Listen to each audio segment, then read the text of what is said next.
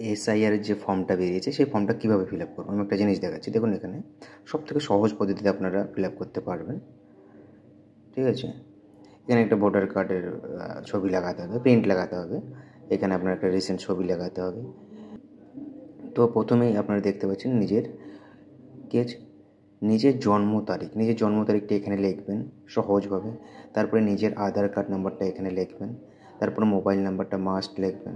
বাবার নাম লিখবেন। তার সাথে এখানে কি লেখা আছে, বাবার ভোটার কার্ড নাম্বারটা এখানে লিখবেন। আমার ভোটার কার্ড নাম্বারটা লিখে দেবেন এরকম করে ভোটার কার্ড নাম্বারটা লিখে দেবেন। তারপরে মায়ের নামটা এখানে লাগবে, এখানে মায়ের নামটা লিখতে হবে। স্বামী বা স্ত্রীর নাম, এখানে স্বামী বা স্ত্রীর নাম যদি আপনাদের বিবাহিত জীবন আছে তাহলে লিখতে দেবেন, আর যদি না থাকে তাহলে লিখতে হবে না। স্বামী স্ত্রী ভোটার কার্ড নাম্বার, যদি আপনারা বিবাহিত তাহলে স্বামী স্ত্রী ভোটার কার্ডের মধ্যে যে কোনো একটা নাম্বার এখানে লিখে দেবেন। বুঝতে পারছেন বিষয়টা? যারা অবিবাহিত তাদের এটা করতে হচ্ছে না। এবং এখানে আমি একটা জিনিস মায়ের ভোটার কার্ড নাম্বার, বাবার নাম বাবার ভোটার কার্ড নাম্বার, মায়ের নাম মায়ের ভোটার কার্ড নাম্বার।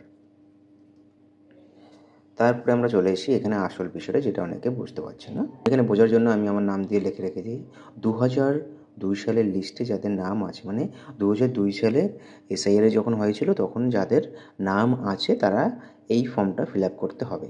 ধরুন আমার নামটা আছে, তাই আমি এরকম করে ফিল আপ করেছি যে নিজের নামটা লিখতে হবে, নিজের ভোটার কার্ড নাম্বারটা এবং বাবা বা মায়ের নাম। এবং যদি আমি এখানে বাবার নাম লিখি তো বাবার সঙ্গে এখানে আমার সম্পর্কটা লিখতে, বাবার সাথে। তো বাবার নাম লিখলে এখানে আমার সম্পর্কটা হবে কি, ফাদার। জেলার নাম, রাজ্যের নাম, বিধানসভার নাম লিখে নেবেন। যাদের 2002 সালে ভোটার লিস্টে নাম ছিল তারা এই ফর্মটা ফিল আপ করবেন। তো এটা হয়ে গেল। এবার আসি আমরা এই দিকে।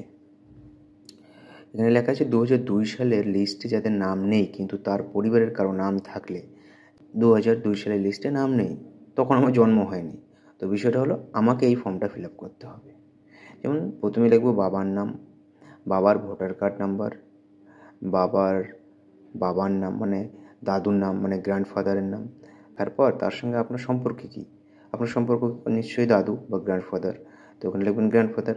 জেলা, আপনার জেলা আপনার দাদুর জেলা তো সেম, কারো আলাদা হতে পারে পরবর্তীকালে বাড়ি চেঞ্জ করার জন্য, সেখানে লিখবেন। রাজ্যের নাম লিখবেন, বিধানসভার নাম লিখবেন। হয়ে গেল।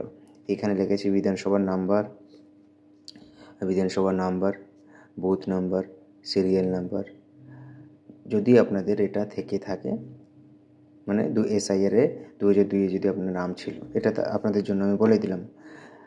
আর হলো এটা বিধানসভার নাম, বুথ নাম্বার, সিরিয়াল নাম্বার। যাদের এসআইআরে নাম ছিল না, মানে আমাদের মতো ছেলেমেয়েরা যারা আছে, যাদের বয়স 20 বছর, যাদের বয়স অনেকেরই বয়স আছে 30-40 বছর, তারাও ভোট দেয়নি সেই সময়টাতে।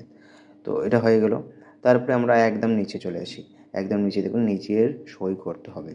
Signature, left thumb impression of elector or any adult family member mentioned relationship with a date. আপনাদের সিগনেচার করবেন, উইথ ডেট লিখবেন এবং নিচে বিএলও সই করবে। এবং এখানে একটা জিনিস দেখুন, বিএলও's undertaking, I have verified the above details from the electoral rolls of the last SIR.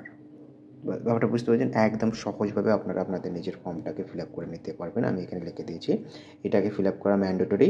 যাদের 2002 সালের লিস্টে বা এসআইয়ের আগে নাম ছিল তারা এটা ফর্ম ফিল আপ করবে। আমি বোঝার তাগিদে আমার নাম দিয়ে ফিল আপ করেছি। যাদের নাম ছিল না তাদের সঙ্গে বাবার বা মায়ের যে সম্পর্ক সেটা এখানে ফিল আপ করতে হবে। বুঝতে পারছেন বিষয়টা?